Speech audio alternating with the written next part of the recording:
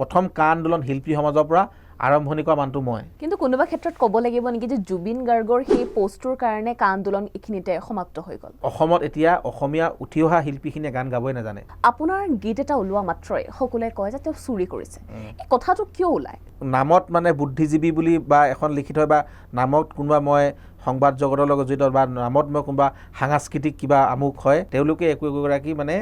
আৱৰ্জনা বুলিয়ে ক'ব লাগিব। যিদিনাখনলৈকে জুবিন দাৰ লগত একদম মানে উত্তৰপোতভাৱে আছোঁ, সেইদিনাখনলৈকে যদি জুবিন গাৰ্গক কোনোবাই তই বুলি কয়, অজয় ফুকন সদায় বুকু পাতি দিয়ে সন্মুখত। কাজলক লৈ আটাইতকৈ, চকুকেইটাক লৈ আটাইতকৈ বেছি গান ময়ে বেছি লিখিছোঁ। কাজল কাজল দুচকুতে এসাগৰ মৰম আছে কাৰ বাবে, নীলা নীলা দুচকুত কাজল সানিলে আই দেহি মৰম লাগে, ভিজা ভিজা উঠতে ৰঙা ৰঙা সানিলে আই দেহি মৰম লাগে। নমস্কাৰ প্ৰিয় দৰ্শক, মই নেহা আপোনালোক সকলোকে স্বাগতম জনাইছোঁ আমাৰ আজিৰ অনুষ্ঠান শিল্পীৰ সান্নিধ্যলৈ। আজি আমাৰ সৈতে উপস্থিত আছে এগৰাকী ব্যক্তি, যিগৰাকী ব্যক্তি সদায় চৰ্চাৰ শীৰ্ষত থাকে, যিগৰাকী ব্যক্তিৰ প্ৰতিটো গানেই শীৰ্ষত থাকে মানুহৰ চৰ্চাত, কিয়নো প্ৰতিটো গানেই তেওঁৰ হীৰ্জা আৰু প্ৰতিটো গানেই সকলোৱে আদৰি লয়, সকলোৱে ভাল পায়। এগৰাকী ব্যক্তি আমাৰ সৈতে উপস্থিত আছে। আমাৰ সৈতে উপস্থিত আছে সংগীত পৰিচালক, সংগীত শিল্পী অজয় ফুকন। তেওঁৰ সৈতে আমি কথা পাতিম, বহু নজনা কথা তেওঁৰ পৰা জানিবলৈ চেষ্টা কৰিম। তেন্তে আহক আপোনালোকৰ সৈতে চিনাকি কৰাই দিওঁ আমাৰ আজিৰ বিশেষ অতিথি। পোনপ্ৰথমে আপোনাক স্বাগতম জনাইছোঁ আমাৰ আজিৰ অনুষ্ঠানলৈ। হয়, আৰু যিহেতু আপুনি উপস্থিত হৈছে, আপোনাৰ প্ৰতিটো গীতে দৰ্শকে ভাল পায়, প্ৰতিটো গীতেই মানুহে আঁকোৱালি লয়, প্ৰতিটো গীত মানুহে ভাল পায় আৰু শুনিবলৈও ভাল লাগে। এই যে আপুনি ইমান ধুনীয়া ধুনীয়া গীতবোৰ দিছে, উপহাৰ দিছে মানুহক, তাৰ লগত আপোনাৰ গীতবোৰ মানুহে ভাল পায়, তাৰ আঁৰৰ কাহিনীটো কি? আঁৰৰ কাহিনীটো আচলতে প্ৰথমে আমি দৰ্শকক আমি সদায় আমোদ দিবৰ কাৰণে আমি চেষ্টা কৰোঁ, যিহেতু আৰু দৰ্শকৰ মনপচন্দ বস্তু এটাক আমি ভাবিব লাগিব। প্ৰথম কথা যে কেনেকুৱা ধৰণৰ গান চলি আছে বা কেনেকুৱা ধৰণৰ দৰ্শকে এতিয়া বা শ্ৰোতাসকল কেনেকুৱা ধৰণৰ হয়, আৰু সময়ৰ পৰিপ্ৰেক্ষিতত মানে সময়ে বা পৰিৱেশ পৰিস্থিতিয়ে কেনেকুৱা ধৰণৰ গান বিচাৰিছে, ঠিক তেনেকুৱা ধৰণে যদি যেতিয়া ভাবি সৃষ্টি কৰা যায় যিকোনো এটা সৃষ্টি, তেতিয়া আচলতে ৰাইজে আদৰি লোৱাত খুব সহজ হয়। আৰু সহজ সৰল ভাষাৰে এটা সুন্দৰ মানে সংগীতৰ মাদকতা থকা যেতিয়া গীত অসমৰ ৰাইজলৈ এৰি দিয়া যাব, আৰু নিশ্চয়কৈ অসমৰ ৰাইজ এনেও সাংস্কৃতিক প্ৰয়াণ ৰাইজ হয়, আৰু সংগীতৰ লগত অসমৰ ৰাইজৰ এক নিবিড় সম্পৰ্ক আছে। বংগত যেনেকৈ ধৰক ৱেষ্ট বেংগলত, পশ্চিমবংগত প্ৰতিগৰাকী ঘৰৰ মানে পৰিয়ালৰ সদস্যই আচলতে গীতৰ চৰ্চা কৰা নিচিনা হয়, আৰু তাৰ পৰিপ্ৰেক্ষিততো কিন্তু আমাৰ অসমতো তেনেকুৱা এটা পৰিৱেশ নোহোৱা নহয়, আছে, খুব কম হ'লেও কিন্তু অসমতো আছে। সেইকাৰণে অসমৰ মানুহে গীত মাতৰ কথা জানে, আৰু মই সদায় চেষ্টা কৰোঁ যাতে সকলো শ্ৰেণী দৰ্শকৰ কাৰণে বা সকলো শ্ৰেণী শ্ৰোতাৰ কাৰণে কিবা এটা সৃষ্টি কৰোঁ, আৰু য'ত ৰাইজৰ হৃদয়ত বা ৰাইজৰ বুকুত মানে কিকটো বা স্পৰ্শ কৰিব পাৰোঁ, সেইটো চেষ্টা কৰা যায়। সেইকাৰণে ইটোৰ পিছত সিটো, আৰু বিভিন্ন সময় সাপেক্ষে বা পৰিৱেশ পৰিস্থিতিয়ে হওক বা বিভিন্ন কিবা এটা উৎস পোৱা যায়, ক'ৰবাত কিবা এটা প্ৰেৰণা পোৱা যায়, কেতিয়াবা কিবা এটা ইনস্পিৰেশ্যন পোৱা যায়, তেনেকৈও সেই গীতৰ সৃষ্টি হয়, আৰু তেনেকৈ কৰি আহিছোঁ। হয়, আৰু তাৰ লগতে আৰু এটা কথা, যিহেতু আপুনি গান লিখে, আৰু গান লিখা মানুহবোৰ অকণমান ৰোমেণ্টিক হয় বা অকণমান মনৰ পৰা অকণমান ভাল পোৱা বিধৰ হয়, সেই হিচাপত মই আপোনাৰ পৰা জানিব বিচাৰিম, অজয় ফুকনে যেতিয়া গান লিখে কেতিয়াবা নিজৰ প্ৰিয়জনৰ বিষয়ে ভাবি ভাবি গান লিখে নেকি? যেতিয়া আচলতে সংগীতৰ লগত জড়িত হৈ আছিলোঁ, যেতিয়া আমি গান লিখিছিলোঁ, তেতিয়া তেনেকুৱা নাছিলে, কাৰণ কিয় তেতিয়া আমি সেইটো ভবা নাই, তেতিয়া মনলৈ গান এটা আহে আৰু ভাবোঁ, তেতিয়া তেনেকৈ গান সৃষ্টি কৰা যায়। কিন্তু যেতিয়া দেখিছোঁ যে ধৰক কাৰোবাক ভাল লাগিল, বা কাৰোবাৰ চকুকেইটাই ভাল লাগিলে, কাৰোবাৰ হাঁহিটোৱে ভাল লাগিল, তো তেতিয়া সেইবিলাকৰ ওপৰতো কিন্তু মানে সেইবিলাক শব্দৰেও কিন্তু গান সৃষ্টি হৈছে। এতিয়া অসমত মোৰ এটা ছিৰিজেই আছিল, কাজল ছিৰিজ, আৰু কাজলক লৈ আটাইতকৈ, চকুকেইটাক লৈ আটাইতকৈ বেছি গান ময়ে বেছি লিখিছোঁ। প্ৰশ্ন আছে কাজলক লৈ, যেন আপুনি চকুক লৈ ইমান গান লিখিছে, কোনোবা ক্ষেত্ৰত চকুৱে আপোনাৰ উইকনেছ নেকি? ভাল পাওঁ মই মানে কওঁৱেই যে ছোৱালীবিলাকে চকুত কাজল লগালে সঁচাকৈ ধুনীয়া লাগে, আৰু মানে কোনোবা এগৰাকী ছোৱালী ধুনীয়া হৈও কিন্তু যেতিয়া চকুত কাজল লগাব সেই সৌন্দৰ্যটো আৰু বেছি বৃদ্ধি পায়, আৰু সেই এটা এট্ৰাকশ্যন এটা আহে সেইটো মানে ছোৱালী হৈ মানে তুমিও নিজেও মানে সেইটো অনুভৱ কৰা চাগে কাজল অকণ লগালে লিপষ্টিক অকণমান লগালে কিবা এটা ভাল লাগে আৰু সেইকাৰণে মই কওঁৱেই মানে প্ৰতিগৰাকী ছোৱালীক যে কাজল লগালে ভাল লাগে আৰু সেই কাজল চকুজুৰিতে কাৰোবাৰ মানে কিমান মৰম থাকে কিমান মানে অনুভৱ থাকে সেইখিনি কথাৰে আচলতে গানে কাজল কাজল কৰিলোঁ নীলা নীলা দুচকুত কাজল কৰিলোঁ দুচকুৰে কাজলত কৰিলোঁ কাজল সনা দুচকু কৰিলোঁ তাৰপিছত লিপষ্টিক কাজল কৰিলোঁ প্ৰতিটো গীতেই কিন্তু অসমৰ ৰাইজে আদৰি লৈছে কাজলী দুচকুত কৰিলোঁ কাজল প্ৰিয়াও কৰিছোঁ মানে আজিলৈকে এটা গান নাই যি কাজলৰ ওপৰত মানে মই সৃষ্টি কৰা গান যিটো মানে ছুপাৰহিট হোৱা নাই প্ৰতিটো গানেই ছুপাৰহিট আৰু সেইকাৰণে কাজল ছিৰিজ এটাই কৰিছোঁ প্ৰতি বছৰে মোৰ মানে এটা গান মই ধৰক বছৰটোত 100টা গান কৰিলোঁ তাৰ ভিতৰত এটা গান মোৰ কাজলক লৈ থাকিবই যোৱা বছৰো যিটো গান হিট হ'ল কাজল আনি দিম আৰু 10 বছৰ আগত মই ৰাজতিলক থিয়েটাৰত লিপষ্টিক কাজল কৰিছিলোঁ আৰু 10 বছৰ পিছত মই ছোৱালীজনীয়ে কৈছিল লিপষ্টিক কাজল আনি দিবি আৰু 10 বছৰ পিছত কিন্তু মই ৰিপ্লাই দি যে কাজল আনি দিম বুলি তেনেকৈ আকৌ এইটো প্ৰাণদীপে গাইছে যোৱাবাৰ বহুত হিট হৈছে হিট থিয়েটাৰত হয় যেহেতু কাজলৰ বিষয়ে আপুনি ইমানখিনি ক'লে কাজল বোলা বস্তুটোৱে ভাল লাগে আপোনাৰ কাজলক লৈ এটা গীত আপোনাৰ কণ্ঠত শুনিব পাৰি নেকি পাৰি আচলতে কাজল কাজল দুচকুতে এসাগৰ মৰম আছে কাৰ বাবে মোৰ মনটো মাতে প্ৰতিদিন প্ৰতিপলে তোমাকেই বিচাৰো জনম জনমলে হিয়াই হিয়াই তুমি মোৰ মাথো মোৰ কাজল কাজল দুচকুতে এসাগৰ মৰম আছে কাৰ বাবে তেজে তেজে সিপালে মৰমৰ অনুভৱে দুখনি হিয়াক জোৰাও আহা চিৰদিনলে দিবানে ঐ জিৰাবলৈ এবাৰ তোমাৰ বুকুত মৰম হৈ ঐ ৰৈ যাম মই তোমাৰ দুবাহুত কাজল কাজল দুচকুতে খুব সুন্দৰ আচলতে সঁচাকৈ যেন আপুনি কাজলৰ বিষয়ে ইমান ধুনীয়াকৈ ক'লে ছোৱালী মানুহৰ কাজলটোক আপুনি ইমান ধুনীয়াকৈ বৰ্ণনা কৰিছে মানে ক'ব লাগিব যে আপুনি ইমান ভালকৈ ছোৱালী মানুহৰ চকু জুৰি চাই আপুনি হয় আৰু যিহেতু কাজলক লৈ ইমানকেইটা গীত লিখিছে তাৰ লগতে আপোনাৰ মনত এনেকুৱা কেতিয়াবা আছিল নেকি যিহেতু নিজৰ প্ৰিয়জনৰ কাৰণে আপুনি কেতিয়াবা গীত লিখিছিলে নেকি মই যেতিয়া মানে নিজৰ প্ৰিয়জন মানে এতিয়া প্ৰিয়জন বুলি ক'বলৈ গ'লে মোৰ মানে ৱাইফৰ কথাই ক'ব লাগিব আৰু মোৰ তাৰ আগতে বহুত প্ৰেয়সী আছিল বহুত আছিলে অকমান শুনিব বিচাৰিম কেনেকুৱা আছিলে লাভ ষ্টৰীটো কেনেকুৱা মানে কি ক্লাছ 9ত আছিল এগৰাকী তাৰপিছত তেতিয়া হেতু গল হাই সেকেন্ডাৰী সেকেন্ড ইয়াৰত আকৌ মানে ফাৰ্ষ্ট ইয়াৰলৈকে হেতু নোহোৱা হৈ গ'ল কাৰণ কিয় বেলেগ স্কুলত গ'লো বেলেগ হেৰিয়ত পঢ়িলোঁ তাৰপিছত বেলেগ লগ পালোঁ মই ডিব্ৰুগড়ত গভৰ্ণমেণ্ট বইজত পঢ়িছিলোঁ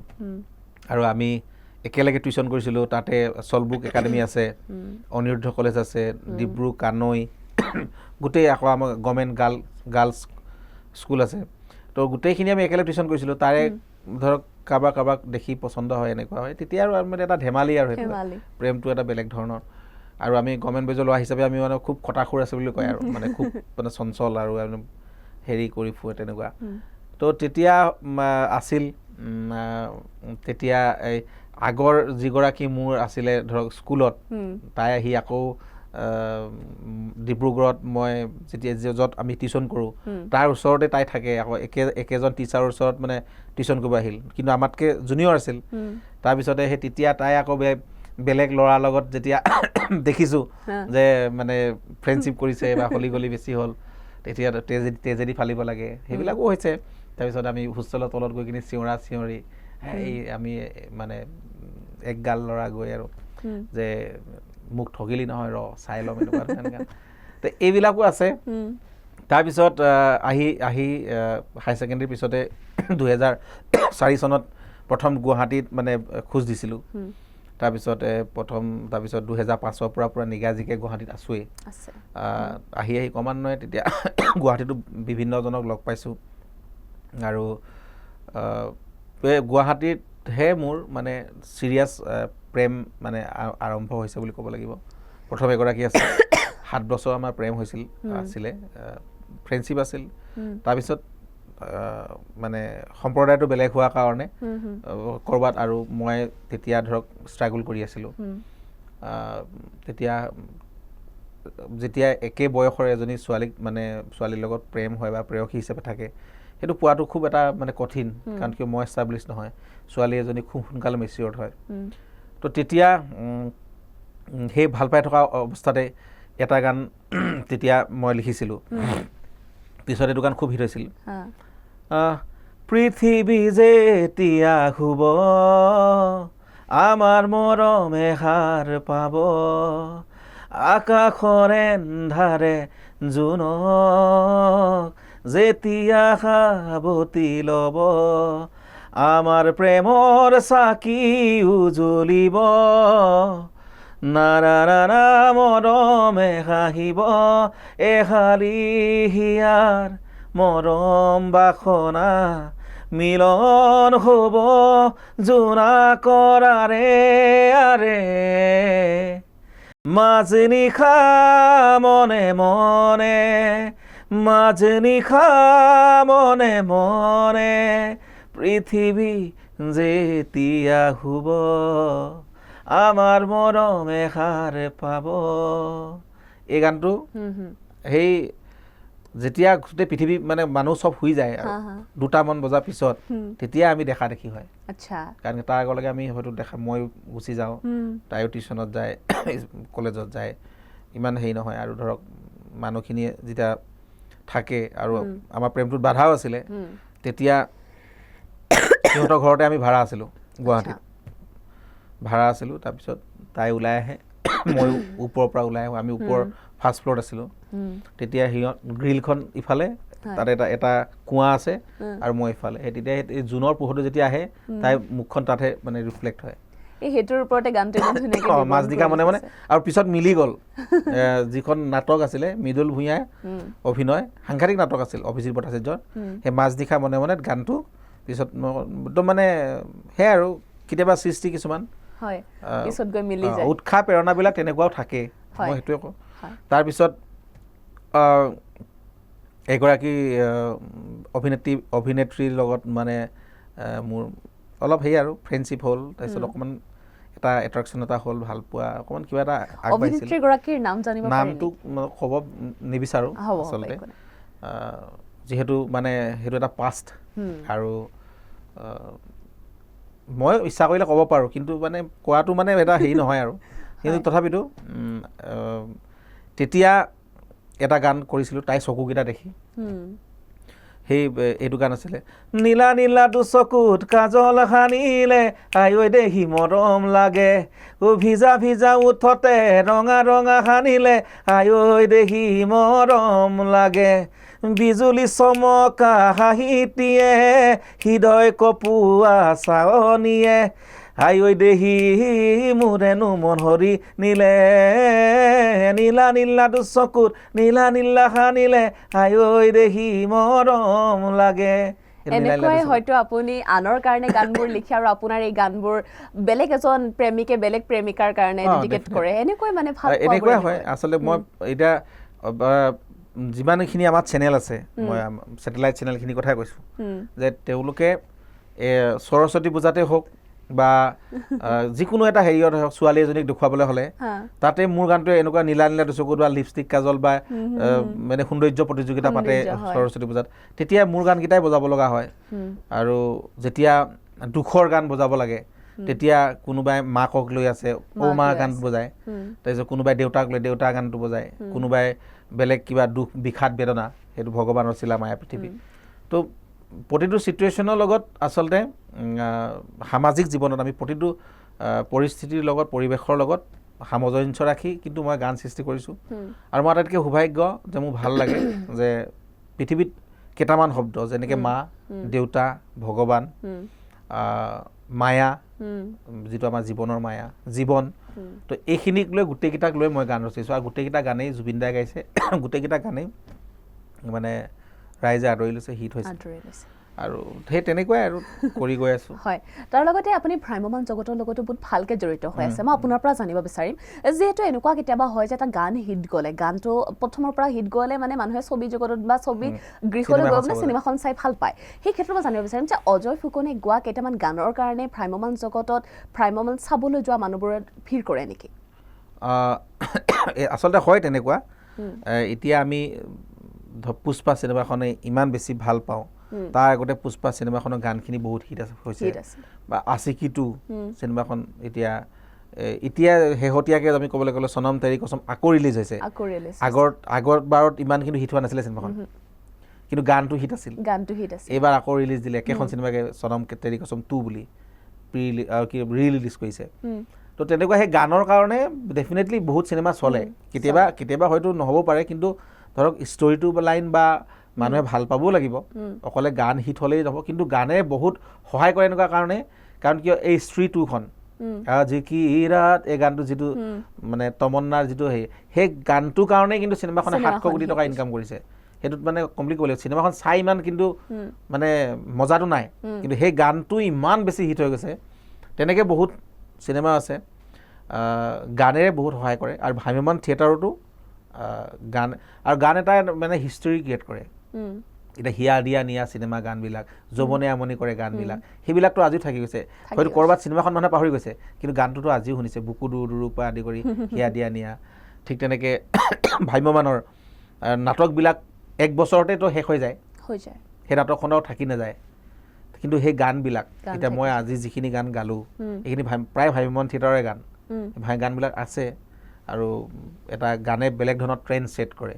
আৰু এতিয়া আৰু এটা বস্তু প্লাছ হ'ল, কাৰণ এই ছ'চিয়েল মিডিয়াৰ যুগ,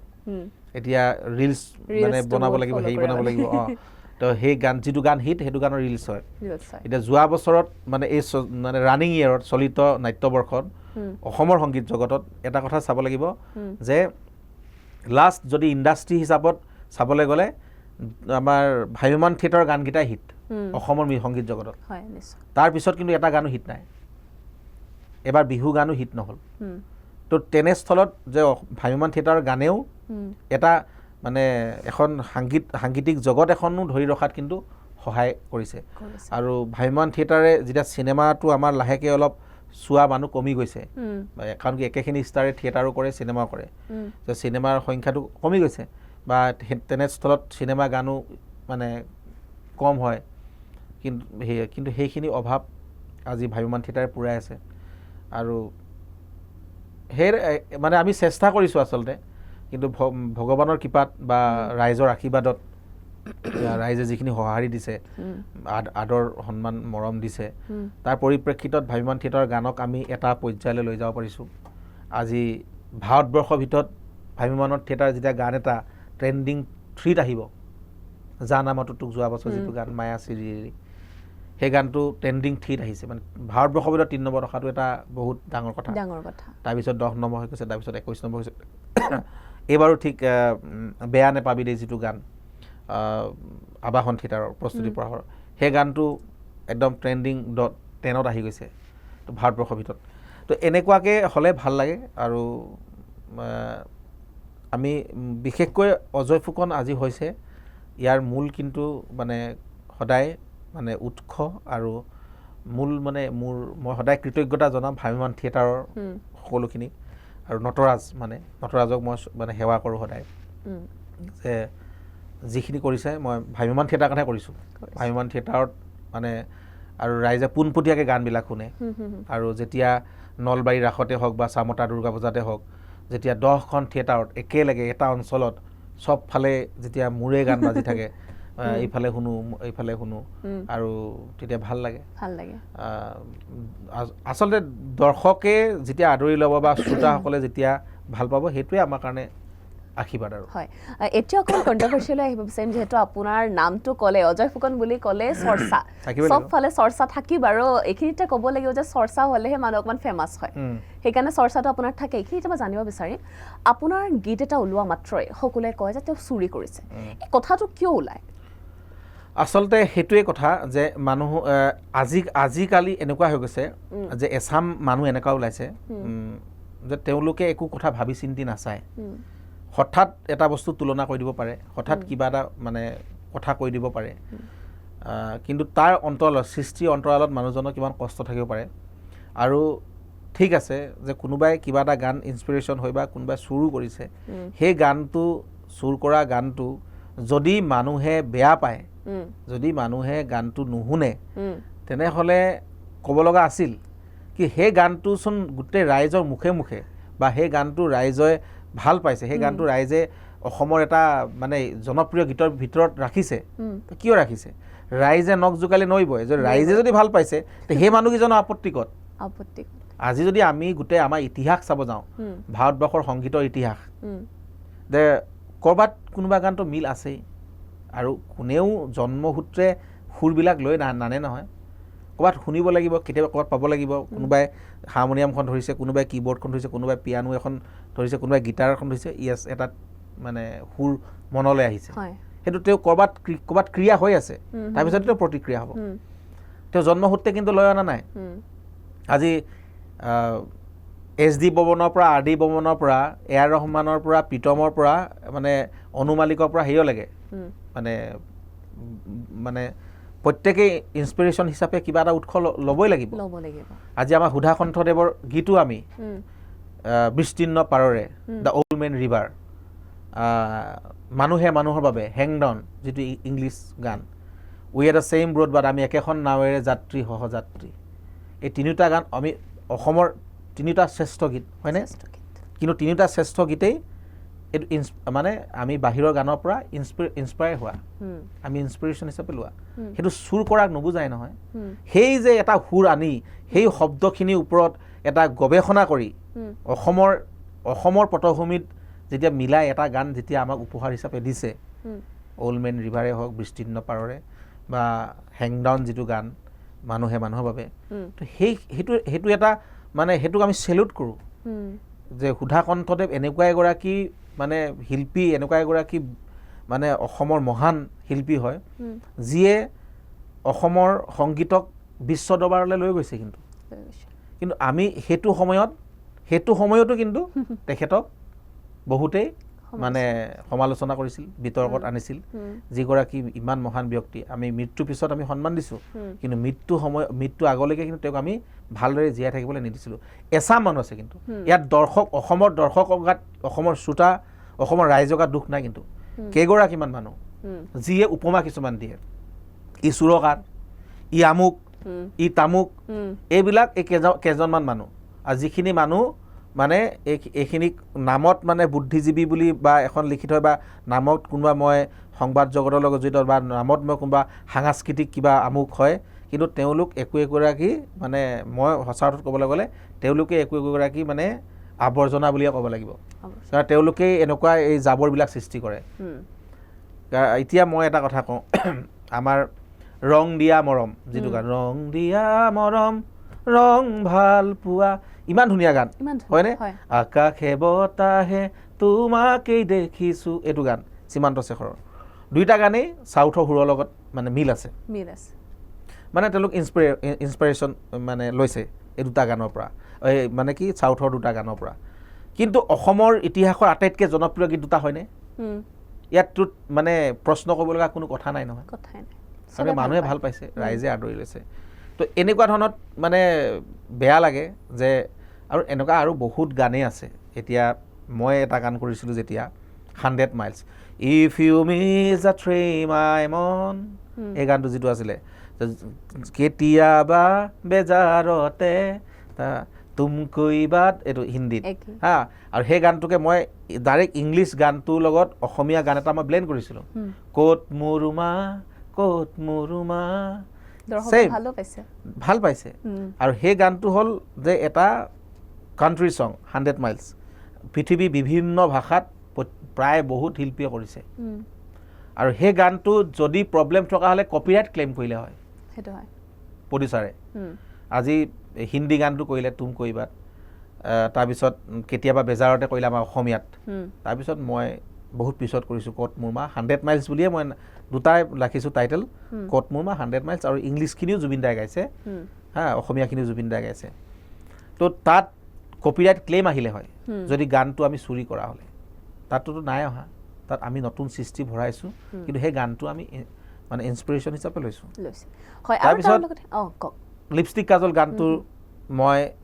কৈছোঁৱে যে এটা নেপালী ফোক টিউন হয় ফোক সুৰ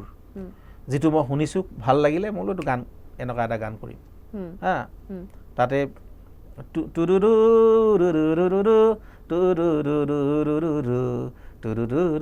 এনেকৈ বাঁহী পিচ শুনিছোঁ মোৰ মজা লাগিছে তাৰপিছত মই তাৰপিছত নিজেই বনাইছোঁ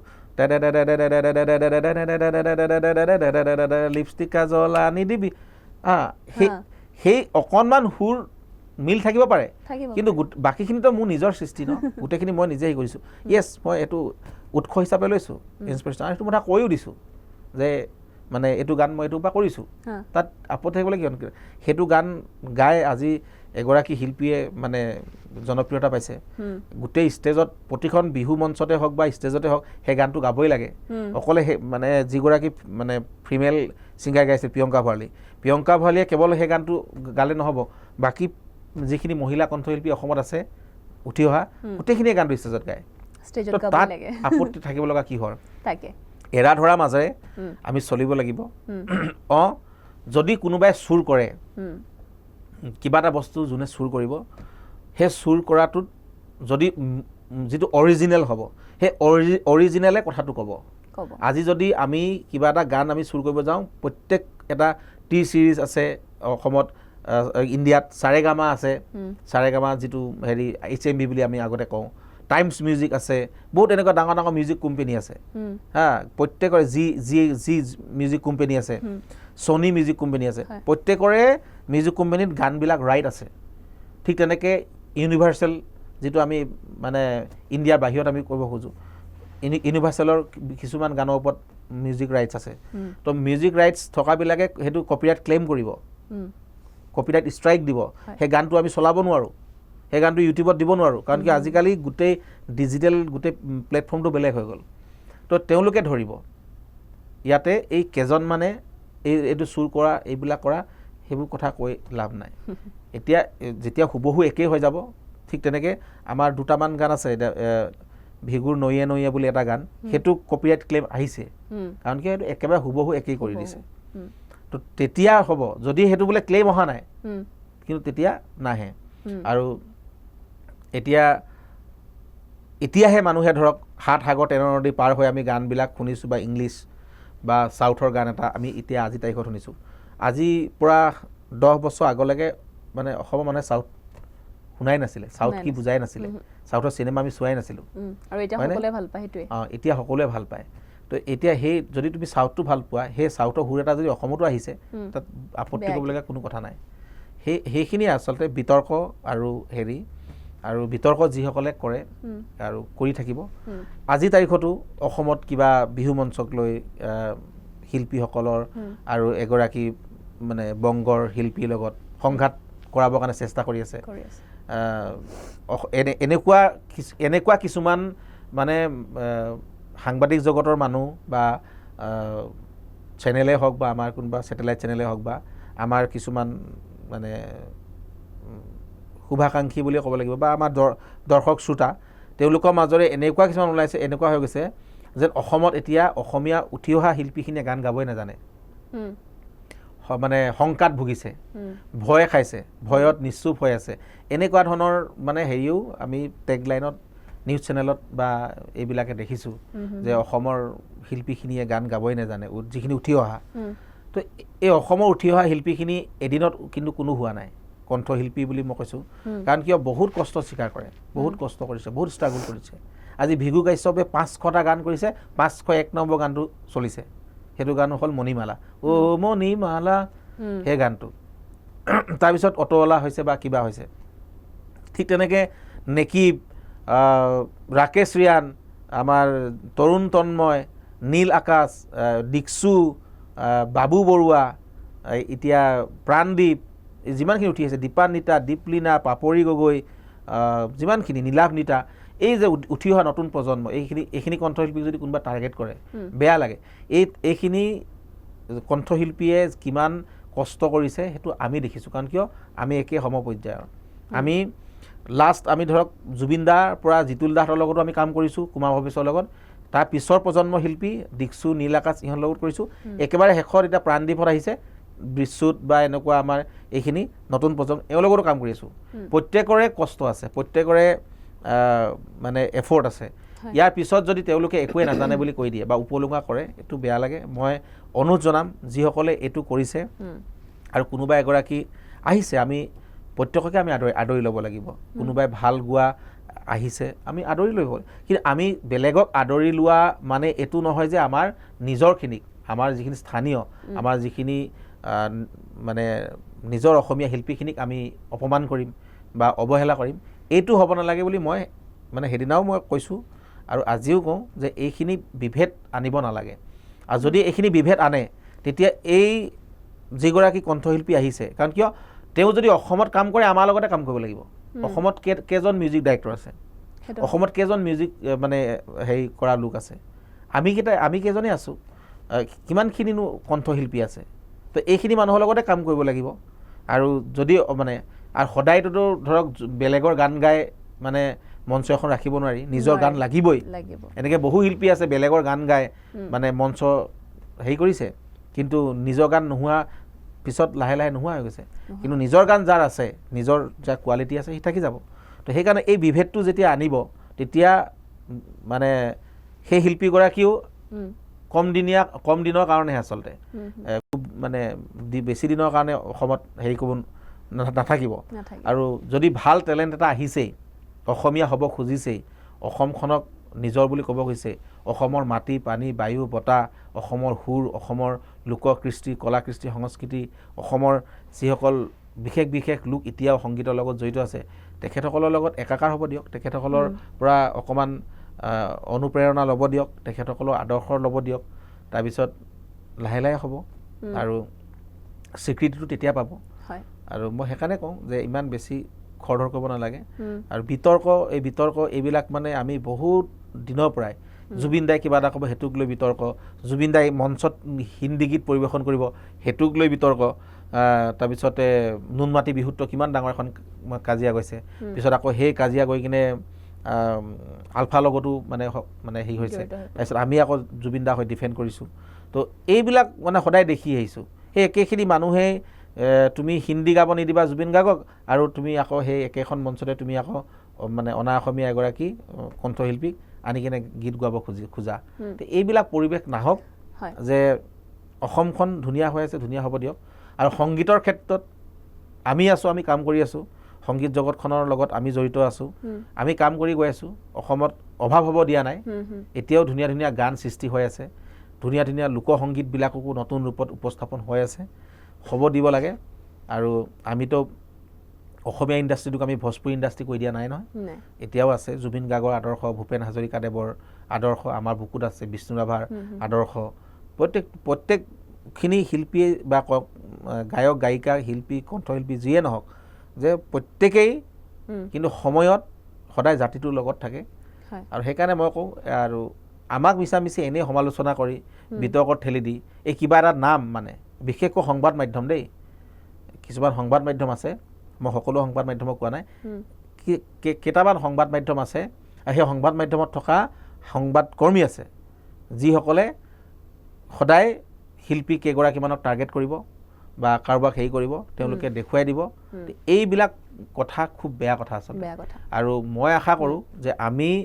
আমাৰ শিল্পীখিনিকো কওঁ মই, যে আমি একগোট হৈ থাকিলে তেনেকুৱা ধৰণৰ মানে কথাই, তেনেকুৱা ধৰণৰ হেৰিয়ে স্থান নাপায়। আমি একগোট হৈ থাকিব লাগিব, আমি শক্তিশালী হৈ থাকিব লাগিব। যি ধৰণে মানে কেইদিনমানৰ আগত বহুত ডাঙৰ এটা বিতৰ্ক হৈছিল এটা সংবাদ মাধ্যমৰ এগৰাকী কণ্ঠশিল্পীৰ লগত, তেতিয়া গোটেই সংবাদ মাধ্যমৰ সেই সাংবাদিকজনক অসমীয়া শিল্পী সমাজে বয়কট কৰিছিল। আৰু সেই সংবাদ গোষ্ঠীটোৱে পিছত মানে সেই সৰু হ'ব লগা হৈছিল অসমৰ শিল্পী সমাজৰ লগত এনেকুৱা হ'ব লাগিব কাৰণ কিয় আমি মূৰ দাঙি থিয় হৈ থাকিব লাগিব আমি অসমীয়া জাতিটো তো যাতে অসমীয়া শিল্পীসকলক কোনোবা অপমান কৰিব সেয়া সহ্য নহয় মই মাত মাতিছোঁ এইটো কথাত কোনো মাত নামাতিল অসম সাহিত্য সভাৰ মঞ্চখনত পণিতা বৈশ্যমেধি অসমৰ লোকসংগীতৰ এগৰাকী ৰাণী অপমান কৰা হ'ল গান গাব নিদিয়া হ'ল 2টা গান গাই কিনে তেওঁক ষ্টেজৰ পৰা নমাই দিয়া হ'ল তাত কিন্তু কোনো মাত নামাতিল যেতিয়া আমি একগোট হৈ থাকিম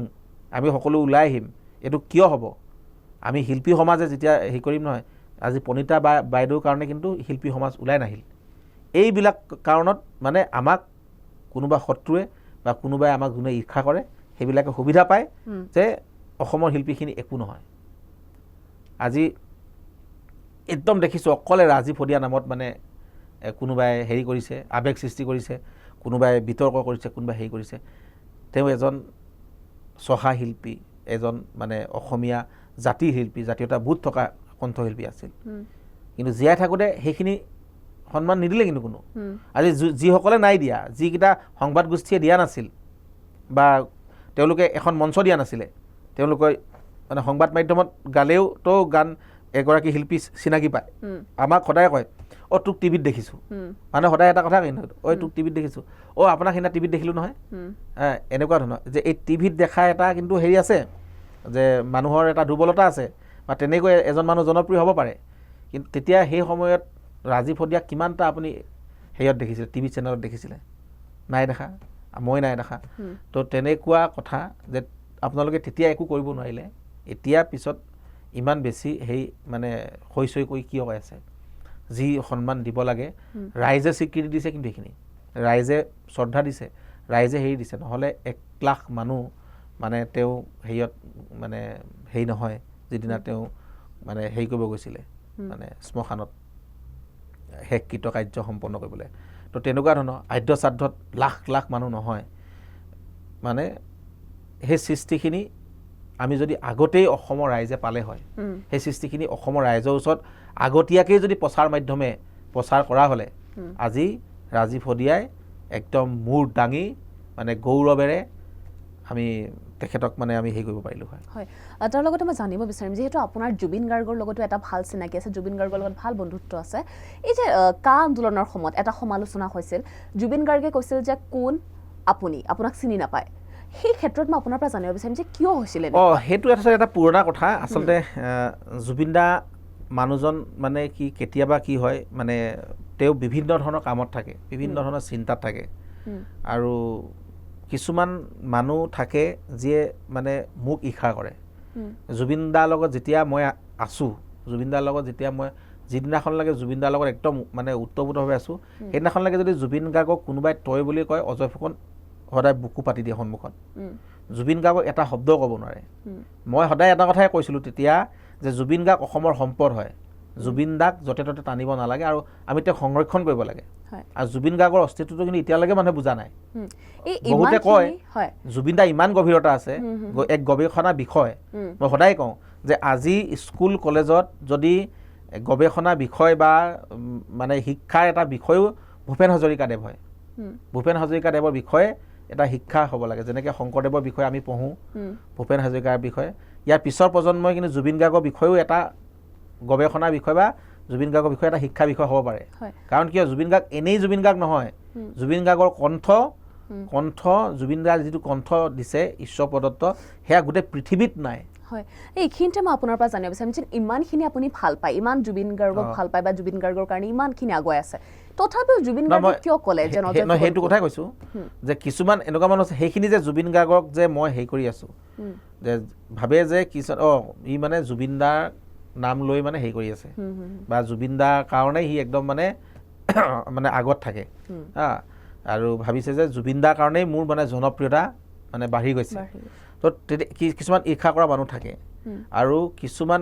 সেই মানুহখিনিয়ে কি কৰে ধৰক কোনোবাক ক'লে জুবিন দাৰ পৰিয়ালৰ মানুহক এই অজয় আমুক অজয় তামুক তাৰপিছত তেতিয়া সেই সময়ত যেতিয়া কা আন্দোলন হ'ল তেতিয়া আমাৰ মানে আমিতো প্ৰথম কা আন্দোলন শিল্পী সমাজৰ পৰা আৰম্ভণি কৰা মানুহটো মই দুডাল খুঁটি এখন ফ্লেক্স প্ৰিণ্ট কৰি মই সেইদিনা 10,000 মানুহ গোটাইছোঁ অনলি ফেচবুক লাইভৰ যোগেদি প্ৰথম কা আন্দোলন কৰিবলৈ অহা অসমৰ শিল্পী মানে ভিতৰত শিল্পী জগতৰ ভিতৰত প্ৰথমজন মানুহ আছিলে উৎপল দাস মই যেতিয়া তাত থিয় হৈ আছোঁ অসমৰ মিডিয়াখিনি আছে আৰু আমি মাত্ৰ শিল্পী সমাজৰ 5জন নে 6জন তাকো আমি ইমান জনপ্ৰিয় নাই আমাৰ আমি জনপ্ৰিয় আমি বুলি নকওঁ আমাক খুব কম মানুহে চিনি পায় কাৰণ কি আমি মানে সংগীতৰ আমি আঁৰত থাকোঁ আমি মিউজিক ডাইৰেক্টৰ হিচাপে থাকোঁ আমি ফ্ৰণ্টত নাহোঁ তো আমাৰ জনপ্ৰিয়তাটো ইমান বেছি নহয় যিমান এগৰাকী কণ্ঠশিল্পী বা অভিনেতা অভিনেত্ৰী থাকে তাৰপিছত সেইখন হেৰিয়তেই নিশিতা গোস্বামী বৰষাৰাণী বিষয়া 2 নম্বৰ গৰাকী হ'ল বৰষাৰাণী বিষয়া 3 নম্বৰ গৰাকী নিশিতা গোস্বামী তিনিগৰাকী অসমৰ মানে চিনাকি মুখ মানে মানুহে দেখা পাই যেতিয়া আমি মানে আমাক ফ'ৰ্চ দি আছে ওলাবলৈ আমি ওলোৱা নাই চানমাৰী ফিল্ডৰ সেই সীমাতে আছোঁ যেতিয়া মই দেখিলোঁ যে 500মান মানুহ গোট খাইছে আৰু যোৰহাটৰ 300 ঢুলীয়া হেৰি এনেকুৱা ল'ৰা এখিনিয়ে মোক ফোন কৰিলে যে আমি ট্ৰেইনেদি গৈ আছোঁ আমি জইন কৰিম তাৰপিছত আমাক এটা সংগঠনে কোৱা হ'ল জাতীয়তাবাদী সংগঠনে ছাত্ৰ সংগঠনে যে তোমালোকে হেৰি কৰিব নালাগে শিল্পী সমাজৰ ফালৰ পৰা আন্দোলনটো কৰিব নালাগে কাৰণ কিয় আমি আজি যিহেতু মানে অসম বন্ধ দিম সেইকাৰণে এইটো আন্দোলনটো কোনো প্ৰয়োজন নাই তাৰপিছত আমাৰ বহুতে ক'লে তেনেহ'লে নকৰোঁ কিন্তু মই যেতিয়া ক'লোঁ যেতিয়া ঘোষণা কৰিলোঁ আগদিনা যেতিয়া ক'লোঁ কৰিম বুলি আৰু আন্দোলন এটা কোনো পৰিকল্পনা নালাগে ৰাজপথত কেতিয়াহে মানুহ আহিব যেতিয়া প্ৰয়োজন হয় জাতিটো মই কৈছোঁ আমি কৰিমেই আমি কাৰো কথা নুশুনো তাৰপিছত জুবিন দা আছিলে ডিব্ৰুগড়ত জুবিন দাই ডিব্ৰুগড়ৰ পৰা মোক ফোন মাৰিছে যে কৈছে তই কি আজি হেৰি কৰিছ নেকি মই কৰিছোঁ দাদা কৈছে মই যাব নোৱাৰিম আজি কাৰণ কিয় হেৰি নাই মানে সুবিধা নাই মানে ফ্লাইটত আহিবলৈ সুবিধা নাই তো মই কাইলৈহে পামগৈ মই কৈছোঁ একো নাই আমি কাইলৈও ৰাখিছোঁ আজি আমি কৰি দিওঁ নে দাদা কৈছে কৰি দিয়া কৰিলোঁ কা আন্দোলন কৰিলোঁ কৰি একদম সেই কা আন্দোলন যেতিয়া প্ৰতিদিন অফিচৰ ওচৰত পাইছোঁ পিছফালে দেখিছোঁ যে চানমাৰী ব্ৰিজৰ পাৰ হৈ গৈছে মানে 10,000 মানুহ আমাৰ লগত তাৰপিছত আৰু অকণমান দেখিলোঁ 20,000 মানুহ মানে প্ৰায় 30,000 মানুহ লৈ সেই ৰাজপথত ইমান মানে হেৰি হৈ গৈছে আমি এনেকৈ কটনেদি হৈ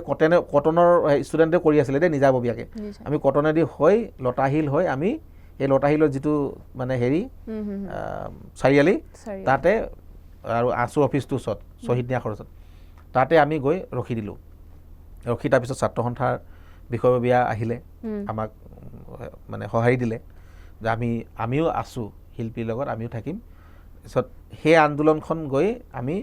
সেইদিনা তেওঁলোকে তাতে খিচিৰি ব্যৱস্থা কৰিছিল তাৰপিছত আমাৰ শিল্পীখিনিয়ে যিখিনি অলপ কোনোবা খিচিৰি খালেহি কিন্তু তেতিয়া সেইদিনা মানস ছবিনৰ পৰা মানে গোটেই অসমৰ যিমান শিল্পী আছিলে গোটেইখিনি শিল্পী কিন্তু পিছত গৈ চবে মানে লাহে লাহে খবৰ পাইছে নহয় চব গৈ কিনে কিন্তু দিছে পিছৰ দিনাও আমি প্ৰায় তেনেকুৱা বহুত ডাঙৰ তাৰপিছতে সেইদিনা তাৰপিছত জুবিন দাও আহিলে জুবিন দায়েও অংশগ্ৰহণ কৰিলে জুবিন দায়ে খোজ কাঢ়িলে মানুহৰ লগত তাৰপিছত আমি আকৌ সেই শ্বহীদ ন্যাসলৈকে গ'লোঁ তো সেই আন্দোলন তেনেকৈ আৰম্ভ কৰি নি তাৰপিছত আমি আকৌ জুবিন দাৰ নেতৃত্বত শিল্পী সমাজৰ নেতৃত্বত চানমাৰী ফিল্ডত বিৰাট ডাঙৰ এখন তাত য'ত প্ৰায় 1 লাখ মানুহ হৈছিলে তো এনেকৈ কা আন্দোলনখন ডাঙৰ হৈ গ'ল হেৰি হৈ গ'ল তাৰপিছত সদায়তো জুবিন দা যাব নোৱাৰে ব্যস্ত থাকে তাৰপিছত আমিও ক'ৰবাত যোৱা হ'লোঁ মানে হেৰি ফালৰ পৰা যোনে মাতে আন্দোলন হেৰি ভাগ ল'বৰ কাৰণে তাৰপিছত এখন হেৰি হ'ল মানে কেইটামান ডিচিশ্যন হ'ল জাপানৰ তেতিয়া প্ৰধানমন্ত্ৰী অহা কথা আমি হেৰি কৰিলোঁ বয়কট কৰিলোঁ অসমৰ শিল্পী সমাজে চৰকাৰী কোনো অনুষ্ঠানত মানে গীত মাত পৰিৱেশন নকৰিব যেতিয়ালৈকে কাখনৰ কথা আমাৰ লগত নাপাতে তেনেকৈ বহুতখিনি হেৰি হ'ল এইখিনি ডিচিশ্যন গোটেই আমাৰ শিল্পীখিনিৰ লগত আমি আলোচনা কৰি আমি সেইদিনা ল'লোঁ তাৰপিছত তাৰ ভিতৰত কিছুমান শিল্পী আৰু কৰা হ'ল অনুষ্ঠান হেৰি হ'ল তাৰপিছত জুবিন দাক আকৌ সেইবিলাক কথাও লগায় তাৰপিছতে আমি অখিল গগৈ মুক্তি দাবীত লগতে কা আন্দোলনৰ লগত যিমান কেইগৰাকী মানে কাৰাৰুদ্ধ আছিলে নেতা আমি সকলোৰে মুক্তি দাবীত আমি মানে আকৌ মানে জনতা ভৱন ঘেৰাও কৰা আমি এটা হেৰি মানে প্ৰায় 2 লাখ মানুহ আমি একেলগে গোট খুৱাম অখিল গগৈ মুক্তি দাবীটো মেইন মানে সেই যিখন সভা হ'ল সেই সভাখন মানে ইমান অসমৰ বুদ্ধিজীৱী অসমৰ মানে সংবাদ মাধ্যমৰ যি মুৰব্বী আৰু প্ৰতিটো জাতি জনগোষ্ঠী সংগঠনৰ নেতা আৰু গোটেইখিনিক লগ মানে একগোট কৰাইছিলোঁ মই। তাৰ আগলৈকে কিন্তু যদিও আন্দোলন হৈ আছিলে ধৰক শিল্পী সমাজ আৰু ছাত্ৰ সন্থা বা এনেকুৱা কোনো দুই এটা সংগঠনে কৰে, কৃষক মুক্তিয়ে বেলেগকৈ কৰে, জাতীয়তাবাদী হেৰি বেলেগকৈ কৰে, কোনোবাই বেলেগকৈ কৰি আছে, চবেই আন্দোলন বেলেগ বেলেগ। কিন্তু সেইদিনা সেই মিটিংখনত একেলগ কৰাবৰ কাৰণে এটা চেষ্টা কৰিছিলোঁ যে আমি এক হৈ আমি এখন আন্দোলন কৰোঁ, য'ত তেতিয়া আমি সফল হ'ম। তাৰপিছত সেইখন বিফল কৰিবৰ কাৰণেও কিছুমান মানুহ উঠি পৰি লাগিল আৰু আন্দোলনৰ ভিতৰৰ মানুহ কিছুমানো আছে। তাৰপিছত জুবিন দাক বেলেগকৈ লগাই দিলে যে ইচোন মানে এনেকুৱাকৈ কৈছে যে ইচোন মানে তোক অভাৰটেক কৰিচোন এতিয়া বেলেগ হৈ গ'ল, লিডাৰ সিয়ে হ'ল অসমত এতিয়া, কা আন্দোলনত ডাঙৰ নেতা বনিব গ'ল অজয় ফুকন, ইয়াক এতিয়া যদি নৰখা ই দিগদাৰ আছে, ইটোচোন তোৰ মানে হেৰি মানে এনেকুৱা ধৰণৰ আৰু কিছুমান মানুহে কৈছে আৰু যে তোমাক মানে ই হেৰি কৰিছে, আমুক কৰিছে আমুক কৰিছে। তেতিয়া জুবিন দা সেইটো সময়ত যেতিয়া পষ্টটো দিছিলে তেতিয়া কলাগুৰু মিউজিক ফেষ্টিভেল পাতিবৰ কাৰণে তেওঁ ব্যস্ত হৈ আছিল। তাৰপিছত তেওঁ এটা হেৰি অৱস্থাত নাছিলে, তাৰপিছত পষ্টটোতো লিখি দিছে আৰু তেওঁ নিজেও লিখা নহয়, কোনোবা তাতে ইনষ্টিগেট কৰি তেওঁ অকলে হেৰিয়তে দিছে, মানে ফেচবুকতহে দিছিল সেই পষ্টটো। তেওঁ কেতিয়াও সংবাদ মাধ্যমৰ আগত মুখে কেতিয়াও মানে মোৰ এগেইনষ্টত কোৱা নাই। তাৰপিছতে দিলে, তেতিয়া মই তাত দাদাক ফোন মাৰিছোঁ, আপুনি কিয় এনেকুৱা মানে হেৰি কৰে। তাৰপিছত দাদা সেইটো সময়ত মানে কথা পাতিব বোলে হেৰি নাই। তাৰপিছত কৈছে যে একো নাই, মানে ইটছ ডান সেনেকৈ মোক কৈছে। তাৰপিছত মই কৈছোঁ মোৰ বেয়া লাগিছে, কিন্তু আপুনি মোক লৈ আপুনি শিকিব লাগিছিলে, আপুনি মোৰ লগত কথা পাতিব লাগিছিলে, মই পিছত পাতি আছোঁ। তাৰপিছত পিছত পাতিছিলোঁ, মোৰ ঠিক আছে। তাৰপিছতে সেইটোতো আৰু এটা অসমত মানে সেইটো সময়ত বেলেগ এটা হেৰি হৈ গ'ল। তাৰপিছত কা আন্দোলন সেইদিনাখনৰ পৰাই কা আন্দোলন দুভাগ, কা আন্দোলন মানে যিটো হ'ব লাগিছিলে কা আন্দোলন নাই। তাৰপিছততো ক'লে যে কা আন্দোলন ৰাজপথত নহয়, হেৰিয়ত হ'ব 5 বজাৰ পিছতহে কা আন্দোলন হ'ব, 5 বজাৰ আগত নহয়, ছাত্ৰ ছাত্ৰীয়ে কা আন্দোলন অংশগ্ৰহণ কৰিব নহয়, এনেকুৱা বহুত কিছুমান উলিয়াই দিলে, যিটো কাৰণে কা আন্দোলনখন শেষ। আৰু সেই কথাখিনি মই বহুতক কৈছোঁ, কিন্তু জানে কা আন্দোলনখন কোনে শেষ কৰিলে, আৰু সেইটো এটা ডাঙৰ ষড়যন্ত্ৰ। আৰু জুবিন দাৰ তাৰপিছত গ'ল, জুবিন দাক তেনেকৈ ক'লে। তাৰপিছত জুবিন দাই 3-4 দিনমানৰ পিছত জুবিন দাক যেতিয়া অসমৰ সংবাদ মাধ্যমে সুধিছে যে অজয় ফুকনক আপুনি মানে যে বয়কট কৰিছে বা অজয় ফুকনক আপুনি এনেকৈ ক'লে যে এইটো মানে এই বিষয়ে আপুনি কি ক'ব, কৈছে মই কি কৰিলোঁ, মইতো নাই, সি মোৰতো নিজৰ ভাই হয়, কিবা এটা খং উঠিছে কিবা এটা ক'লোঁ, এইটো ভাই ককাই ভাইৰ মাজত থাকেই, নাই তাক মই লগ ধৰিম, মাতিম, মই হেৰি কৰিম, তাই মোৰ লগত থাকিবহি। সেইটো কথা মুখেৰে কৈছে। কিন্তু এতিয়া এটা কথা কি হয়, মানুহে যেতিয়া প্ৰথমতে কিবা এটা পোষ্ট পাই যাব, সেইটো নিউজ বেছি বাজিব। যেতিয়া ভালটো হ'ব, যেতিয়া এটা জুবিন দাই অজয় ফুকনৰ বিষয়ে ভালকৈ ক'লে বা সি মোৰ ভাই হয় বুলি ক'লে, সেইটো কিন্তু নিউজটো মানুহে মানে বা চেনেলেও সেইটোক ইমান গুৰুত্ব নিদিলে। যদি সেইটো সময়ত আকৌ ক'লে হয় ইয়াক মানে মই হেৰি কৰিছোঁ, মানে ৰেহাই নিদিওঁৱে আৰু যে অজয় ফুকনক মই একদম হেৰি কৰিছোঁ, এনেকৈ যদি মুখে ক'লে সেইটো নিউজ কিন্তু 3 গুণ বজালে হয় TRP পাবলৈ কাৰণে। কিন্তু অজয় ফুকনৰ ভালটোৰ কাৰণে সেইটো মানে কিছুৱে বজালে, কিছুৱে একেই ৰাখি থৈ দিলে। সেইকাৰণে বহুতেই সেই বস্তুটোক মানে নেজানিলে যে পিছত কি হ'ল। কিন্তু কোনোবা ক্ষেত্ৰত ক'ব লাগিব নেকি যে জুবিন গাৰ্গৰ সেই পোষ্টটোৰ কাৰণে কা আন্দোলন এইখিনিতে সমাপ্ত হৈ গ'ল? মানে মেইন কথা কিন্তু হয় যে জুবিন দাৰ যিটো এনাৰ্জি আছিল কা আন্দোলনটোৰ লগত,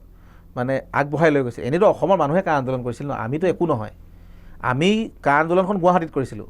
গুৱাহাটীৰ পৰা আমি মানে বঢ়াই লৈ গৈছিলোঁ। কাৰণ কি আমি এনেকুৱা ধৰণৰ কৰিছিলোঁ যে আমি শুৱালকুছিত হিমন্ত বিশ্ব শৰ্মাৰ দুৰ্গ, তাত আমি 1 লাখ মানুহ গোটাই দিছোঁ কা আন্দোলন কৰিবলৈ গৈ। আমি সুধাকণ্ঠদেৱৰ যিখন আমাৰ সমাধি ক্ষেত্ৰ, জালুকবাৰীৰ যিখন ইউনিভাৰ্চিটি, তাৰ পৰা আমি এখন ট্ৰেইলাৰ নাই বুলি ক'লেও কিমান ফুট দীঘল, 40 ফুট দীঘল হ'ব ট্ৰেইলাৰ, 40 ফুট। সেই 40 ফুট দীঘলত তাত এখন মঞ্চ তৈয়াৰ কৰি অসমৰ গীত মাতৰ পৰা আদি কৰি জুবিন দাৰ পৰা আঁচু চব হৈ আমি সেই কলাক্ষেত্ৰ সমাধি ক্ষেত্ৰৰ পৰা দীঘলী পুখুৰীলৈকে যিটো এটা ৰেলী, এইটো অসমৰ চাগে সৰ্ববৃহৎ এটা আন্দোলন ৰেলী হয়। মানে বহুতে কয় যে অসম আন্দোলনটো এনেকুৱা হোৱা নাছিল যিটো আমি কৰিছোঁ। তো এনেকুৱা ধৰণৰ কামবিলাক কিন্তু আমি কৰিছোঁ তাত কিন্তু জুবিন গাৰ্গৰ কাৰণেই সেইবোৰ সম্ভৱ কাৰণ কি জুবিন দা যদি নাথাকে অসমত ইমান এটা হেৰি কৰিব নোৱাৰোঁ কাৰণ সদায় জুবিন গাৰ্গ এটা স্তম্ভ কিন্তু অসমৰ কাৰণে কিন্তু সেই পিছত যেতিয়া জুবিন দা অসুস্থ হ'ল জুবিন দাৰ হয়তো কা আন্দোলনৰ পৰা অকণ ঢিলাইও দিলে জুবিন দাক তেনেকৈ মানুহবিলাকে মানে বিভিন্নজনে আমুক তামুক কোৱা হ'ল তো তেতিয়া অলপ ভয়ো খুৱাই দিলে তো তেতিয়া ডেফিনেটলি কা আন্দোলনটো মানে হেৰি হৈ গ'ল খাম কাটি গ'ল কিন্তু আজি তাৰিখতো জুবিন গাৰ্গে কা নামানো বুলিয়ে কৈ আছে আৰু আমিও কৈ আছোঁ আমি একেটা স্থিতিতে আছোঁ যে আমি এইটো নহয় যে কা মানি লৈছোঁ যে নেমানো অসমৰ জাতিৰ ক্ষতি হোৱাকৈ জুবিন দায়ো কেতিয়াও নাযায় কিন্তু ক'ৰবাত সেইটো জুবিন গাৰ্গৰ ভুল নাই তাত 1% তাত ভুল কিন্তু বেলেগৰ আছে আৰু সেই যিসকলে বেলেগৰ আছে সেইবিলাকে আজি আকৌ ডিঙি ফুলাই ফুলাই তেওঁলোকে বিভিন্ন ধৰণৰ কথা ক'ব কিন্তু অসমৰ সঁচা অৰ্থত মানে জাতিটোৰ প্ৰেম কিমান আছে সেইটো সময় আৰু ইতিহাসে এদিন সেইবিলাক মানুহ চিনি উলিয়াব হয় তাৰ লগতে আৰু এটা কথা যে আপুনি আজি ইমানখিনি গান লিখিছে ইমানকেইটা গান আপোনাৰ হিট হৈছে তথাপিও আপোনাৰ মনত কোনোবা ক্ষেত্ৰত লাগে নেকি যে আপুনি যিমানখিনি মৰম বা যিমানখিনি আপুনি আদৰ পাব লাগিছিলে সেইখিনি কোনোবা ক্ষেত্ৰত কম হৈ আছে নহয় as a music director Assam সংগীত পৰিচালক হিচাপে চাগে অসমত আটাইতকৈ বেছি মৰম মই পাইছোঁ কাৰণ কিয় মিউজিক ডাইৰেক্টৰ হিচাপে অসমত মৰম খুব কম মানুহে পাইছে আজি মই আগৰ মিউজিক ডাইৰেক্টৰসকলৰ কথা যদি আমি মানে চাবলৈ যাওঁ বহুতেই চিনিয়ে নাপায় নাম দি হেৰি কৰিব লাগে কিন্তু নতুন প্ৰজন্মৰ মানে মই সংগীত হিচাপে কাম কৰা হিচাপে যথেষ্ট তাতে জুবিন দাৰো অৰিহণা আছে কাৰণ মোৰ মেক্সিমাম গান জুবিন দাৰ লগত হিট হৈছে আৰু সেইটো কাৰণেও মানুহে বহুতে ধৰক আৰু জুবিন দাৰ বিভিন্ন অনুষ্ঠানত জুবিন ফেন ক্লাবেই হওক বা জুবিন দাৰ বিভিন্ন অনুষ্ঠান হেৰিয়ত থাকোঁ মই হেৰি কৰোঁ আৰু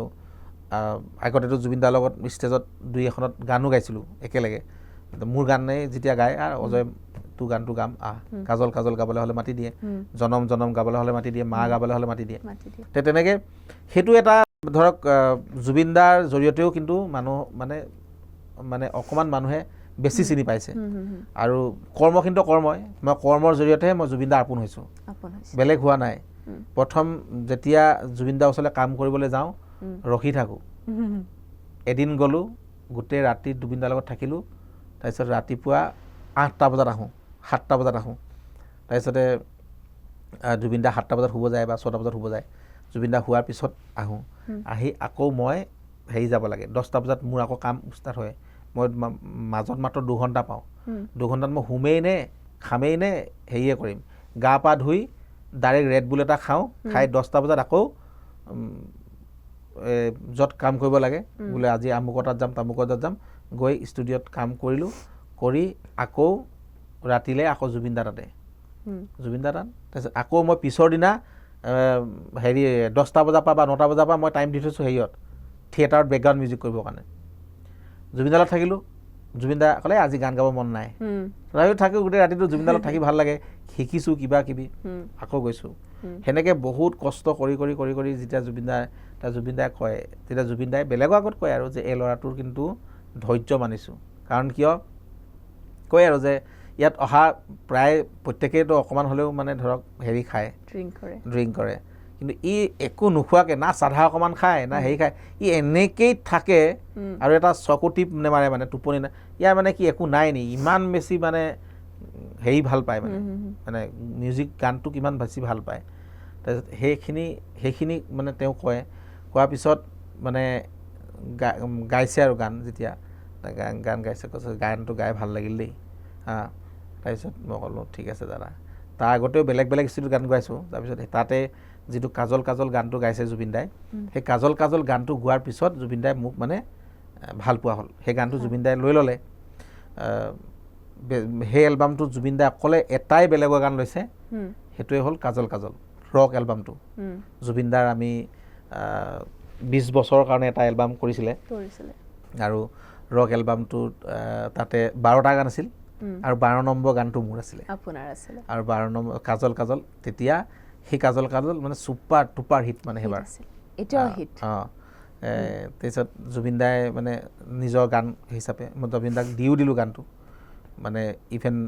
মানে কপিৰাইট প্ৰডিউচাৰ কপিৰাইটটো জুবিন দাক মই দি দিছোঁ অকলে লিৰিক্স আৰু কম্প'জাৰ হিচাপে মোৰ নামটো আছে বাকী গোটেইখিনিক জুবিন দাক মই দিছোঁ জুবিন দাই তো সেই তেতিয়াৰ পৰা জুবিন দাই স্বীকৃতি দিছে জুবিন দাই তেতিয়াই কৈছে যে মই তোক মানে হেৰি দিব নোৱাৰোঁ আগতে এনেকুৱা আছিলে যে মোৰ লগত কাম কৰা প্ৰায় মানে খুব বেছি মানে হিট হৈ যায় একেলগে আৰু বহুতক বহুত দিলোঁ কিন্তু তোক মই এতিয়া একো দিব নোৱাৰোঁ কাৰণ কিয় মানে এতিয়া সেইটো সময়খিনি বেলেগ মানে তই কাম কৰি যা এনেকৈ হৈ গৈ থাকিব আৰু এটা বস্তু মনত ৰাখিবি যে প্ৰফেশ্যনেলটো বেলেগ তই মোৰ ভাই হিচাপে কিন্তু বেলেগ প্ৰফেশ্যনেলটো আৰু ককাই ভাই এইবিলাক একাকাৰ কৰি নিদিবি প্ৰফেশ্যনেলিজমটো সদায় বজাই ৰাখিবি আৰু মই তোৰ গান গাম প্ৰফেশ্যনেলি তই হেৰি কৰিবি তাৰপিছত তোক তাত মানে তই যি মাননি মোক দিব লাগে দিবি গোটেই এইটো সদায় এনেকৈ থাকিব আৰু তই মোৰ ভাই এইটো কথা সদায় মনত ৰাখিবি সেই যে যিখিনি কথা ক'লে সেইখিনি কথাই সদায় মই হেৰি কৰি ৰাখোঁ যে যিমানেই মানে ধুমুহা নাহক কিয় জুবিন দাদাতে হওক বা হেৰি হওক মই সদায় সন্মুখত এটা কাম থাকোঁ কাৰণ কিয় সেই বিপদৰ সময়ত মই জুবিন গাৰ্গৰ ভায়েক আৰু মই যেতিয়া গানৰ ক্ষেত্ৰত থাকিম মই professional as a music director as a Zubeen দাক ময়ো 10-12লৈকে মানে কওঁ দাদা এইটো আৰু এবাৰ গাই দিয়ক আৰু এবাৰ গাওক মোৰ যেতিয়া ফিলটো মই কৈছে এই দাদাই কয় যে ঠিকেই আছে দাদা মোৰ একদম পাৰফেক্ট আপোনাক শিকাব লগাটো আমি একোৱেই নহয় আপোনাৰ পৰা আমি শিকিছোঁ কিন্তু আপোনাৰ মানে ফিলটো আৰু ভাল হ'ব আৰু জুবিন দাই যিটো ফিল দিয়ে সেইটোৱেতো আমি একদম মানে মৰি যাওঁ ন বোলো একদম কাৰণ কি গান এটা যেতিয়া কম্প'জ কৰা জুবিন দাৰ কাৰণে কৰোঁ এই জুবিন দাই এইটো এনেকৈ দিব সেইটো ভাবিয়ে হেৰি কৰোঁ আৰু যেতিয়া সেইটো নেপাম তেতিয়া দাদা কৈ থাকিম সেইটো সময়ত মিউজিক ডাইৰেক্টৰ আৰু দাদাইও মানে এইটো ভাল কৈছ তাৰপিছত এইটো শব্দটো ভাল লগা নাই এইটো হেৰি কৰ চেঞ্জ কৰ মই দাদা আপুনি চেঞ্জ কৰি দিয়ক তেওঁ চেঞ্জ কৰি দিয়ে এইটো হেৰি নহয় ইয়াতে মিটাৰিংটো মিলা নাই ইয়াত 4টা শব্দ হ'ব লাগে তোৰ এটা 5টা শব্দ হৈ আছে মই বোলো তেনেহ'লে দাদা কি কৰি থাকে মইতো কাটি দে সেনেকুৱা ধৰণৰ মইতো কাটি দে বোলো দাদা হ'ব আপুনি সেনেকৈয়ে আমি হেৰি কৰোঁ মানে কাম কৰোঁ আৰু সেই মানুহজনৰ লগত মানে বহুতে আজি তাৰিখলৈকেও মানে বেয়া কৰিবলৈ সদায় চেষ্টা কৰি থাকে আৰু মই জুবিন গাৰ্গক মানে পৃথিৱী উলট পালট হৈ যাওক পৃথিৱীত সকলো মানুহে জুবিন গাৰ্গক বেয়া পাই যাওক মানে পৃথিৱীৰ মানুহে এটা ছাইড জুবিন গাৰ্গ এটা ছাইড মই সদায় জুবিন গাৰ্গৰ ছাইডতে আছোঁ আৰু থাকিম কাৰণ কিয় মই যাক ভাল পাওঁ অন্তৰেদি ভাল পাওঁ একদম মনে প্ৰাণে ভাল পাওঁ আৰু সেই মানুহজন মোৰ কাৰণে সংগীতৰ ক্ষেত্ৰত ভগৱান আৰু জুবিন গাৰ্গ মোৰ এটা ড্ৰিম মানে আছিলে সপোন আছিল এই সপোনটোৰ লগত যেতিয়া মানে একেলগে উঠা বহা কৰা যায় সপোনটোক যেতিয়া বাস্তৱত মানে বাস্তৱত সপোনটোক মই একেলগে হেৰি কৰি আছোঁ নহয় আছোঁ তো সেইখিনিতকৈ মানুহৰ আৰু মানে জীৱনত একো প্ৰাপ্য নাই আৰু সেই প্ৰাপ্তিটো ভাষাৰে প্ৰকাশ কৰিব নোৱাৰি দুজন মানুহ মোৰ জীৱনৰ ড্ৰিম মানে আছিলে এক জুবিন গাৰ্গ ফুলফিল নেক্সট মানে সলমান খান মই দুজন মানুহক খুব ভাল পাওঁ আৰু এই সলমান খানক খুব গৈছিলোঁ ঘৰলৈকে গৈছিলোঁ কিন্তু লগ নাপালোঁ কিন্তু এটা সময়ত এদিন নহয় এদিন সলমান খানকো লগ পাম আৰু হয়তো জীৱনত এটা হ'লেও গান বা এটা হ'লেও কাম একেলগে কৰা এটা সপোন আছে সেয়াই আৰু বেলেগ একো নাই আৰু সেই তেতিয়াই যে সলমান খানক গোটেই মানে ট্ৰল কৰিছিলে বেয়া পাইছিল কিবা এই মানে হেৰি কৰা জেলত গৈছিল বা হৰিণ কিবা হেৰিয়ক লৈ সেই কেছটোত এলিফেণ্ট হেৰিয়ক লৈ কি কয় এনিমেল হেৰিয়ক লৈ কিন্তু সলমান খানক বেয়া পাই যাওক কিন্তু মই সলমান খানক ভাল পাওঁ কাৰণ সলমান খানৰ যিখিনি হিউমেন বিং মানে আৰু যিখিনি কাম সেইখিনি মই চাওঁ ফ'ল' কৰোঁ জুবিন গাৰ্গ মানৱ দৰদী হয় জুবিন গাৰ্গে মানুহক ভাল পায় যিজন জুবিন গাৰ্গে মানে চিন্তা নকৰি আজি 1 লাখ টকা আছে গান গাই 1 লাখ টকা পাইছে আৰু জুবিন গাৰ্গৰ মানে হেৰি সাঁচতীয়া হিচাপে বোলে এই বেংক বেলেঞ্চ বহুত আছে এইটো এনেকুৱা ধৰণৰ নাথাকে এই ইয়াতে 1 লাখ ইয়াতে 1 লাখ যদি জুবিন গাৰ্গৰ আছে একদম মানে মানুহটো হেৰি আৰু এনেকৈ উলিয়াই কিনে ডাইৰেক্ট 25,000 টকা দি দিয়ে কাৰোবাক মানে হেৰি হিচাপে অনুদান হিচাপে বা কাৰোবাক বিপদত সেইটো কাৰ কোনোবা নেতা মন্ত্ৰী নালাগে যদি আৰবপতি কোনোবা আছে আদানী আম্বানী তেওঁলোকেও পইচা এনেকৈ নিদিয়ে জুবিন গাৰ্গে যেনেকৈ মানুহক সহায় কৰে আৰু সেইটো সলমান খানৰ আছে তো এইবিলাক ক্ষেত্ৰত তেওঁলোক মোৰ একোজন মানে সপোন আৰু আদৰ্শ ব্যক্তি এওঁলোকক মই কেতিয়াও জীৱনত বেয়া নাপাওঁ আৰু জুবিন দাই যদিও মোক বেয়া পায় জুবিন দাক মই বেয়া নাপাওঁ আৰু জুবিন দাক সদায় ভাল পাম, জুবিন দাক সদায় ভালটো কামনা কৰোঁ। আৰু হয় এতিয়া সময় আৰু পৰিৱেশ পৰিস্থিতিৰ কাৰণে কিছুমান ক্ষেত্ৰত এতিয়া আমাৰো সংসাৰ হ'ল, প্ৰত্যেকৰে একো এখন সংসাৰ হ'ল। আগতে যি ধৰণে জুবিন দাৰ লগত লাগি আছিলোঁ মানে সেনেকৈ প্ৰতিটো মানে পুৱা জুবিন দাৰ নামত হৈ যায়, নিশা পিছত পুৱা আহে, একদম পুৱালৈকে জুবিন দাৰ লগত থাকোঁ। এতিয়া সংসাৰ আছে, কাৰণ কিয় মানে পৰিবাৰ আছে, তেওঁলোককো চম্ভালিব লাগে। তো সেইকাৰণে মানে সময়খিনি, আৰু আজিকালি জুবিন দায়ো গোটেই ৰাতি কাম নকৰে, তেওঁ ধুনীয়াকৈ এতিয়া চিনেমা শ্বুটিং চলি আছে, ধুনীয়াকৈ কৰক, তেওঁ কামত আছে, মই মোৰ কৰ্মত আছোঁ। আমি যেতিয়া লগ হ'ব লাগে, যেতিয়া হেৰি হ'ব লাগে তেতিয়া হ'ম, আৰু তেনেকুৱাই মানে সেইটোৱে কথা। কিন্তু বহুতেই মই কৈছোঁ নহয়, মানে বহু ব্যক্তিয়ে মোৰ লগত থকা, মোক ভাল পোৱা দেখুওৱা সেনেকুৱা ব্যক্তিয়েও মোৰ বিৰুদ্ধে হেৰি কৰে, কিন্তু মই কৈছোঁ নহয় যে নোৱাৰে বেয়া কৰিব লাগে জুবিন দাৰ লগত মোক। যিটো এটা বণ্ডিং আছে, যিটো এটা সম্পৰ্ক আছে, সেইটো কোনেও শেষ কৰিব নোৱাৰে। আৰু জুবিন দাক ভিতৰৰ পৰা মই জানো, সেইখিনিয়ে আৰু। হয়, আচলতে কথা পাতি ভাল লাগিল, বহুকেইটা কথা, বহু নজনা কথা আপোনাৰ পৰা জানিব পাৰিলোঁ, আৰু বহু চৰ্চা, যি বস্তুৰ কাৰণে আপুনি ইমান চৰ্চাৰ শীৰ্ষত থাকে সেইবোৰ কথা আমি জানিব পাৰিলোঁ, যে কিয় ইমান চৰ্চা হয় আৰু কি ৰিলেশ্যন আছে আপোনাৰ জুবিন গাৰ্গৰ সৈতে। কথা পাতি ভাল লাগিল, আৰু ইমানখিনি ব্যস্ততাৰ মাজতো আমাৰ মাজত আহি উপস্থিত হৈছে তাৰ বাবে অশেষ ধন্যবাদ। মোৰ ভাল লাগিলে। গ'ল্ড ষ্টাৰ আছাম অসমৰ এটা নতুনকৈ উঠি অহা এটা OTT প্লেটফৰ্মৰে বুলি ক'ব লাগিব আমি, পৰ্টেল চেনেল, আৰু আশা কৰোঁ এইটো চেনেলটো আৰু ডাঙৰ হওক, আৰু সদায় সাংস্কৃতিক ক্ষেত্ৰখনত গ'ল্ড ষ্টাৰ আছামৰ ভূমিকা মানিব লাগিব। জন্মলগ্নৰে পৰাই তেখেতসকলক পাই আহিছোঁ, আৰু যিখিনি অনুষ্ঠান কৰিছে,